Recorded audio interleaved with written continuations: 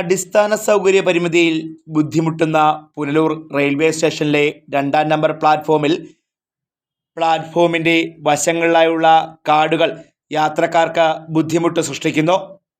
സ്റ്റേഷനിലെ കാട് വളർന്ന 2-ാം നമ്പർ പ്ലാറ്റ്ഫോമിലെത്തുന്ന തീവണ്ടികളിൽ കയറുവാൻ യാത്രക്കാർക്ക് ഏറെ ബുദ്ധിമുട്ടാണ് ഉണ്ടാകുന്നത്. മേൽക്കൂരയില്ലാത്ത ഈ പ്ലാറ്റ്ഫോമിൽ മഴയും വെയിലുമേറ്റ് നിൽക്കേണ്ട ദുരവസ്ഥയുമുണ്ട് യാത്രക്കാർക്ക്. 450 മീറ്ററോളം നീളം വരുന്ന പ്ലാറ്റ്ഫോമിൻ്റെ കൊല്ലത്തേക്കുള്ള ഭാഗത്താണ് കൂടുതലും കാടുകൾ വളർന്നു നിൽക്കുന്നത്. കന്യാകുമാരിയിൽ നിന്നും വരുന്ന തീവണ്ടി രാത്രി മുഴുവനും, മധുരയ്ക്കുള്ള ട്രെയിൻ പകൽ മുഴുവനും ഈ പ്ലാറ്റ്ഫോമിലാണ് നിർത്തിയിടുന്നത്. കഴിഞ്ഞ ദിവസം മധുര ഗുരുവായൂർ തീവണ്ടിയിൽ യാത്രക്കാരന് പാമ്പ് കടിയേറ്റ സംഭവത്തോടെ പുനലൂർ റെയിൽവേ സ്റ്റേഷനിലെത്തുന്ന യാത്രക്കാരും ഏറെ ഭീതിയിലാണ്.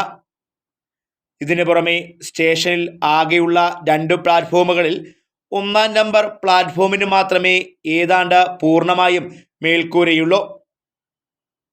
മീറ്റർ ഗേജായിരുന്ന പാത 10 വർഷം മുമ്പാണ് ബ്രോഡ് ഗേജായി നവീകരിച്ചത്. ഇതേ തുടർന്ന് കൂടുതൽ ട്രെയിൻ സർവീസുകൾ അനുവദിക്കുകയും ചെയ്തു. മിക്ക തീവണ്ടികളും വന്നു പോകുന്നതും 2-ാം നമ്പർ പ്ലാറ്റ്ഫോമിലാണ്. പകൽ തീവണ്ടികളിൽ കയറുവാനെത്തുന്ന കുട്ടികൾ ഉൾപ്പെടെയുള്ള യാത്രക്കാർ വശങ്ങളിൽ വളർന്നു നിൽക്കുന്ന കാടുകൾ കാരണം ഏറെ ദുരിതത്തിലാണെന്ന പരാതിയും പറയുന്നുണ്ട്.